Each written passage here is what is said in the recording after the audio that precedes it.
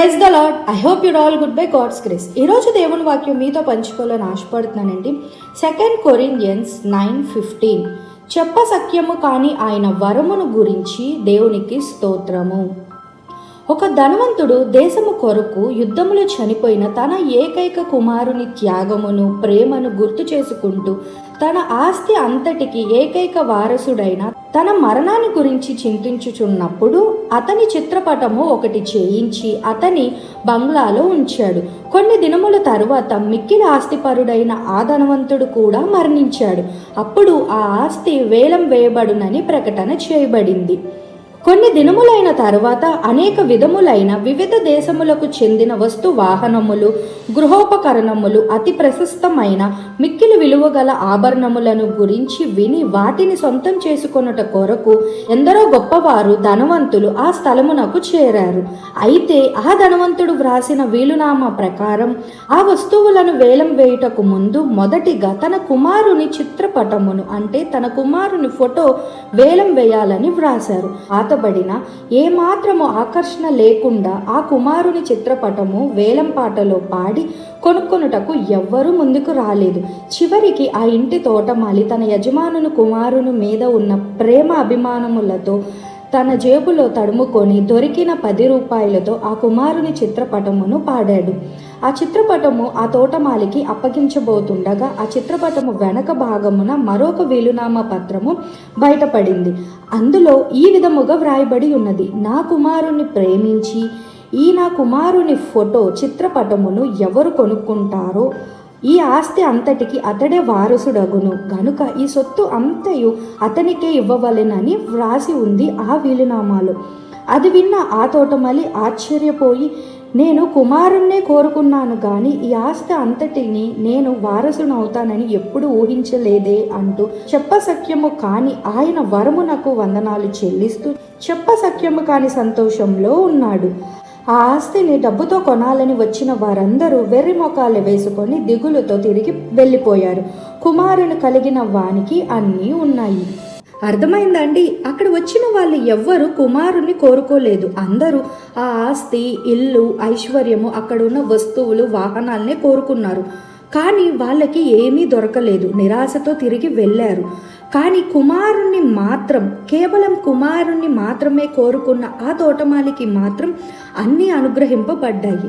అవును కదండి? ఈరోజు ఇలాగే మనలో కూడా చాలామంది ఆయన ఇచ్చే వరములు మాత్రమే కోరుకుంటున్నారు. కానీ ఆయనను మన జీవితంలోనికి ఆహ్వానిస్తే, అంటే యేసు ప్రభుని మన జీవితంలోనికి ఆహ్వానిస్తే, ఆయనను మనం కలిగి ఉంటే సమస్తము మనకి అనుగ్రహింపబడతాయి అనే విషయాన్ని గ్రహించలేకపోతున్నారు. ఒకవేళ ఈరోజు వాక్యం వింటున్న మీరు కూడా అజ్ఞానుల వలె ఉన్నారేమో ఒకసారి ఆలోచించండి. మనలను ప్రేమించిన దేవుడు మనకు అనేక వరాలను ఇస్తున్నాడు. వరము లేక బహుమానము అంటే ఉచితముగా పొందునది. దేవుడు లోకమును ఎంతో ప్రేమించి తన అద్వితీయ కుమారుని ఒక గొప్ప వరముగా మనకి ఇచ్చారు. యేసుక్రీస్తును కాకుండా మనం అడిగినవన్నీ మనకి ఇచ్చినాను మనకు తృప్తి ఉండేది కాదు, రక్షణ దొరికేది కాదు. అరణ్య మార్గంలో ప్రయాణం చేస్తున్న ఇజ్రాయేలు జనాంగానికి దేవుడు అడిగినవన్నీ ఇచ్చాడు. ఆహారం కావాలన్నప్పుడు ఆకాశం నుండి మన్నాను కురిపించాడు. మాంసం కావాలని ఏడ్చినప్పుడు మాంసాహారాన్ని ఇచ్చాడు. నీళ్లు చేదుగా ఉన్నావని ఏడ్చినప్పుడు వాటిని మధుర జలాలుగా మార్చాడు.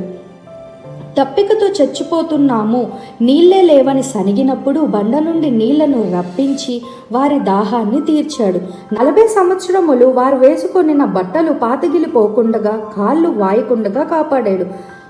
ఆ 40 సంవత్సరములు వారు చెప్పులు అరిగిపోకుండగా కాపాడాడు. అయినను తృప్తి చెందని ఇజ్రాయేలీయులు సనిగి కొనిగి సంహారకుని చేత నశించారు.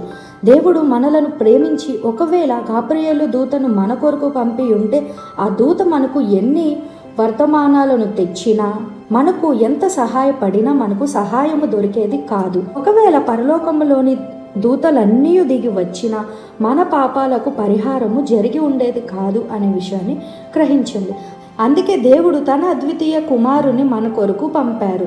మానవునికి అవసరమైనవన్నీ ఆయన యందుంచి ఆయనను మనకిచ్చాడు. కొలస్సీయన్స్ 2:3 బుద్ధి జ్ఞానముల సర్వ సంపదలు ఆయన యందే గుప్తములై ఉన్నవి అని వాక్యం సెలవిచ్చుచున్నది. ఆయన ద్వారా మనకు పాప క్షమాపణ, పరలోక రాజ్య వారసత్వము దొరుకుతుంది. ఆయన మాటలు జీవవాకులు, ఆయన ఇచ్చు ఆదరణ అపారమైనది, ఆయన ప్రేమ అత్యున్నతమైనది, ఆయన కృప కనికరములు చెప్పసఖ్యము కానివి. యేసును కలిగిన వాడు అన్నిటినీ కలిగిన వాడు అనే విషయాన్ని గ్రహించండి. మరి ఈరోజు వాక్యం వింటున్న మీరు ఈ గొప్ప దేవుణ్ణి కలిగి ఉన్నారా?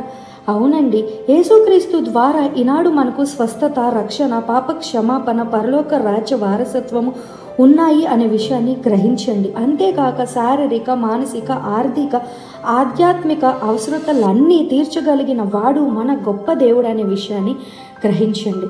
ప్రార్థన. మహాపరిశుద్ధుడా, పరలోకమున్న మా తండ్రి, ఈరోజు వాక్యం వింటున్న మీ బిడ్డల్లో ఎవరైతే రక్షణ పొందాలని ఆశపడుతున్నారో ఇప్పుడే మీ బిడ్డలను దర్శించమని, చెప్పసఖ్యము కానీ మీ వరములను పొందుకొనే కృప అనుగ్రహించమని, వాక్యమైన ప్రతి ఒక్క బిడ్డను మీరే స్థిరపరిచి బలపరిచి కృప అనుగ్రహించమని, శారీరకంగా, మానసికంగా, ఆత్మీయంగా దీవించి ఆశీర్వదించమని నజరేయుడైన యేసు నామములో ప్రార్థన చేస్తున్నాం తండ్రి. ఆమేన్. సమస్త మహిమ ప్రభువైన యేసుక్రీస్తునకే కలుగును గాక. Amen. God bless you all.